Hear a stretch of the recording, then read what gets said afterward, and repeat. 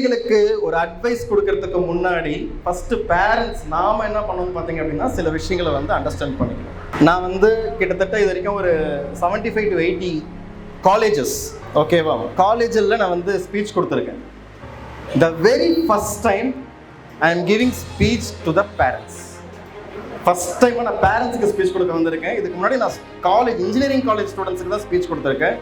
கிட்டத்தட்ட நீங்கள் நம்ப மாட்டீங்க, 2 நாள் நான் கஷ்டப்பட்டு இங்க என்ன பேசணுன்றதுக்காக ப்ரிப்பேர் பண்ணியிருக்கேன். தட் இஸ் ஹோம்வொர்க் பண்ணியிருக்கேன். நான் என்னோட முதல் கேள்வி என்ன அப்படின்னு பார்த்தீங்க அப்படின்னா, இங்க எத்தனை பேரோட பிள்ளைங்க வாழ்க்கையில ரொம்ப ரொம்ப ரொம்ப நல்ல இடத்துக்கு வரணும் அப்படின்னு ஆசைப்படுறீங்க? கையை தூக்காதவங்களுக்கு ஒன்று சொல்றேன். உங்க பிள்ளைங்க எங்கனாவது போய் பார்ட்டிசிபேட் பண்ணணும், லைஃப்ல பெரிய இடத்துக்கு வரணும் அப்படின்னா அவனுக்கு கேள்விக்கு பதிலே தெரியல கையை தூக்கிற சொல்லுங்க. இருக்கிற இடம் தெரியாம இருந்துக்கணும் அப்படின்னு சொல்லி மட்டும் பிள்ளைங்களை வளர்க்கக்கூடாது. எந்த இடத்துலையும் உங்க பிள்ளைங்க வந்து அதெல்லாம் வேணாம் கம்னரு, அதெல்லாம் வேணாம் கம்னரு அப்படின்னு சொல்லிட்டு நம்ம பிள்ளைங்களை நாமே வந்து வேண்டாம் வேண்டாம் வேண்டாம்னு சொல்லும் போது இந்த சொசைட்டியும் அவங்களை என்ன சொல்லணும்னு பார்த்தீங்கன்னா வேண்டாம் வேண்டாம் வேண்டாம் பின்னாடி தள்ளி நிற்க வச்சுட்டே இருக்கு. என் பிள்ளை நல்ல நிலைமைக்கு வரணும் அப்படின்னு ஆசை, எல்லாருக்குமே அந்த ஆசை இருக்கும். ஆனா எத்தனை பேர் விடுறோம்? எனக்கு தெரிஞ்சு சில பேரண்ட்ஸ் எப்படி இருக்காங்க அப்படின்னா, ரெஸ்ட்ரிக்ஷன், நீ இதை தான் படிக்கணும், நீ இதை தான் பண்ணணும், இதுதான் உன் லைஃப்க்கு நல்லது அப்படின்றத திணிச்சு திணிச்சு திணிச்சு திணிச்சு இன்னைக்கு இருக்கிற பல ஸ்டூடெண்ட்ஸ் தானா யோசிக்காம, தானா சுய சிந்தனையோட யோசிக்காம பேரண்ட்ஸ் என்ன சொல்றாங்களோ அதையே கேட்டு கேட்டு கேட்டு கேட்டு வளர்ந்து இன்னைக்கு அவங்க சொந்த காலில் நிற்க முடியாம தவிக்கிறது என் கண் கூட பார்க்குறேன். நான் சென்னைன்னு கிடையாது, தமிழ்நாடு ஃபுல்லாவே இந்த நிலைமை தான் இருக்கு. எனக்கு ஒரு கனவு இருந்தது சின்ன வயசுல, நான் வந்து ஒரு பெரிய கவிஞன் ஆகணும், பாடகன் ஆகணும், ஒரு பெரிய கிரிக்கெட்டர் ஆகணும்.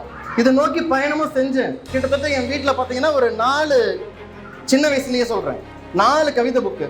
இன்னைக்கு என் பீரோ திறந்தா ஃபுல்லாவே என்ற கவிதை நோட்டு தான் இருக்கும். ஆனா எங்கேயுமே என்னால் காமிக்க முடியல. காரணம் என்ன அப்படின்னா, எங்க வீட்டு குடும்ப சூழ்நிலை ஒண்ணு, நிதி நிலைமை சரியில்லை. நான் உழைச்சே ஆகணும். நான் போய் பாட்டு பாடுறேன், கவிதை எழுதுறேன், சினிமாவுக்கு போறேன், இதை பண்றேன் அதை பண்றேன்னு சொல்லும் போது என் ஃபேமிலி நடுத்தல் நின்றோம்.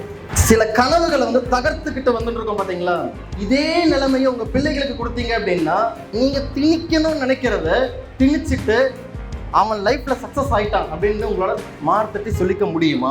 சின்ன வயசுல பசங்க என்னெல்லாம் ஆசைப்படுவாங்க சார், அதெல்லாம் நிறைவேற்றி வைக்க முடியுமா? 100% முடியும். I am not a good parent, I am 100% sure. நான் ஒரு நல்ல பேரண்ட்லாம் கிடையாது. ஆனா என் பையன் என்னவோ ஆகணும்னு நினைக்கிறானோ அதை ஆக விட்டுருவேன். காரணம் என்ன அப்படின்னா, ஃபியூச்சர்ல இன்னைக்கு இந்த மேடையில நான் பேசுற மாதிரி நாளைக்கு என் பையன் வந்து இதே மேடையில எங்க அப்பா என்ன என் கனவு வழி போக விடாம தடுத்தாரு அப்படின்னு என் பையன் வாயால நான் கேட்க விரும்பல. கிளாஸ்ல மார்க் கம்மியாச்சா இது வரைக்கும் நான் கேட்டதே கிடையாது. ஏன் மார்க் கம்மியாச்சு? பேரண்ட்ஸ் மீட்டிங்கு போயிட்டு ஒரே வார்த்தை தான் சொல்லுவேன், 2 கண்ணை மட்டும் விட்டுட்டு தோலை உரிச்சு எடுக்கணும். என் ஃப்ரெண்ட்ஸோட குழந்தைங்களே சொல்லுவாங்க, கை மட்டும் வச்சிடாதீங்க, திட்டுங்க இன்னொன்று பண்ணுங்க, ஆனா கை மட்டும் கூடாது. நான் போய் என் பேரண்ட் டீச்சர்ஸ் கிட்ட சொல்லுவேன், என் பையனோட டீச்சர்ஸ் கிட்ட தோலை உரிச்சி எடுங்க, 2 கண்ணை மட்டும் விட்டுருங்க, அதை மட்டும் தொடாதீங்க, 2 கண்ணை விட்டு தோலை உரிச்சி எடுத்துருங்கன்னு. காரணம் என்ன அப்படின்னா, அடி வாங்கி இன்னைக்கு அவன் பழக்கப்படுறான், நம்ம தப்பு பண்ணா அடி விழும் அப்படின்னு நினைச்சா ஃபியூச்சர்ல சொசைட்டில அவன் தப்பு பண்ணணும்னு நினைக்கவே மாட்டான். தப்பு பண்ணாத பையன் தானாக முன்னேறிடுவான். 3வது விஷயம், இன்னைக்கு நிறைய பேரண்ட்ஸ் ஒரு கம்ப்ளைண்ட் பண்றீங்க, எப்ப பார்த்தாலும் என் பையன் வந்து போனை நோண்டிட்டே இருக்காங்க, எப்ப பார்த்தாலும் யூடியூப்ல இருந்து இதையே போட்டு போட்டு பார்த்துட்டே இருக்காங்க.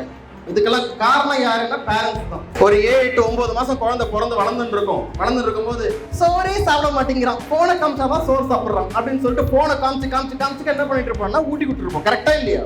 இன்னைக்கு அந்த பசங்க தானே போனை கொடுத்தா தான் நான் சாப்பிடுன்னு உட்காந்துருக்கு. நான் போனை குறையவே சொல்லலை, 4 போன் வச்சிருக்கேன், ஒரு ஐபேட் வச்சிருக்கேன், 8 மொபைல் நம்பர் யூஸ் பண்றேன். ஸோ யூடியூப்ல இருந்து அத்தனையுமே பே பண்ணி எல்லாத்தையும் வாங்கி வச்சிருக்கேன். காரணம் என்ன அப்படின்னா, டெக்னாலஜிக்கலா நான் அட்வான்ஸ்மெண்டா ஏறி போயிட்டே இருக்கேன் கண்டினியூஸா. இன்னைக்கு எனக்கு 3 இடத்துல 4 இடத்துல ஆஃபீஸ் இருக்கு. நான் தமிழ்நாட்டில் ஆல் ஓவர் த வேர்ல்டு எங்க டிராவல் பண்ணாலும் நான் உட்கார்ந்த இடத்துல என் ஆஃபீஸை நான் கவனிக்க முடியும். அந்த அளவுக்கு டெக்னாலஜிக்கல் இம்ப்ரூவ்மெண்ட் இருக்கு. அந்த மாதிரி டெக்னாலஜிக்கல் இம்ப்ரூவ்மெண்ட்டுக்காக நான் இவ்வளோ கேட்ஜெட்ஸ் யூஸ் பண்றேன், இவ்வளோ அக்சசரிஸ் யூஸ் பண்றேன். ஆனா குழந்தைங்க யூடியூப்ல பார்த்தாலும் இதே பார்த்துட்டு இருக்காங்க அப்படின்னு சொல்ற போது அதோட மெயின் பிரச்சனை இந்த டெக்னாலஜியை வந்து பிரச்சனையா காமிக்கிறது வந்து நெகட்டிவ். பிள்ளைங்க எது சுவாரஸ்யமா இருக்கோ அதை பார்ப்பாங்க, ஆனா எது நல்லது அப்படின்றத நாம தான் சொல்லிக் கொடுக்கணும். இன்னைக்கு நம்ம 4G 5G 6G வரைக்கும் போயிருச்சு. இந்த அளவுக்கு டெடிகேஷனை போகாம பிள்ளைகளை நேர்வழியில போகணும் அப்படின்றப்போ போனை கொடுக்கல, நான் சாப்பிட மாட்டேன்னு சொல்ற பிள்ளைங்க கிட்ட போன்ல இந்த விஷயத்த நீ பாருன்னு சொல்லிட்டு போனை போட்டு கொடுங்க. பசங்க மேல கம்ப்ளைண்ட் பண்றது வேஸ்ட். எப்பதான் போனை பார்த்துட்டு இருக்கான், சொல்ற பேச்சை கேட்க மாட்டேங்கிறான், இதெல்லாம் கம்ப்ளைண்ட் பண்றது வேஸ்ட். அவனை எந்த வழியில மூவ் பண்ணணும்னு சொல்லி தெரிஞ்சது அப்படின்னா அதுவே பெரிய விஷயம். இன்னைக்கு நாம பிள்ளைங்களை வந்து எவ்வளவு கண்டிக்கிறோம் அப்படின்னு மைண்ட்ல நினைக்கும் போது, நாம அந்த பிள்ளைங்க வயசுல இருக்கும்போது அதை ஒழுங்கா பண்ணிருப்போமா அப்படின்னு யோசிச்சு பாருங்க. உங்க மெச்சூரிட்டி லெவல் வேற, பசங்க மெச்சூரிட்டி லெவல் வேற. பிள்ளைங்களோட மெச்சூரிட்டி லெவல் இன்னைக்கு அவங்க வந்து 5 வயசு 6 வயசுல இருக்கிற பசங்க, நீங்க அதே 6 வயசுல இருக்கும்போது இந்த தப்பு பண்ணிருப்பீங்களா மாட்டீங்களான்னு யோசிச்சு பாருங்க. டெக்னாலஜி டெவலப் ஆயிருக்கே தவிர அந்த மிஸ்டேக் பண்ணாம இருக்க மாட்டோம். உங்க அம்மா அப்பா கிட்ட போய் கேட்டதான் தெரியும் நீங்க என்ன வாழ்த்தனம் பண்ணிருக்கீங்க அப்படின்னு சொல்லி. ஓகேங்களா? ஸோ அதனால பிள்ளைங்களை வந்து எந்த காரணத்தை கொண்டும் என்ன பண்ணாதீங்க அப்படின்னா, இதை பண்ணாதன்னு சொல்லி சொல்லாதீங்க. ஓகேவா? எப்படி பண்ணணும்ன்றத சொல்லிட்டு அந்த மாதிரி டைவர்சிஃபிகேஷன் பண்ணி விடுங்க. ஆட்டோமேட்டிக்கா பிள்ளைங்க எல்லாருமே நல்லபடியா வருவாங்க. உங்க பிள்ளைகள் நல்லபடியா வாழ்க்கையில முன்னேறி வெளில வரணும் அப்படின்றப்போ அதுக்கான முழு சப்போர்ட் நீங்க தான். Without parents no children can develop.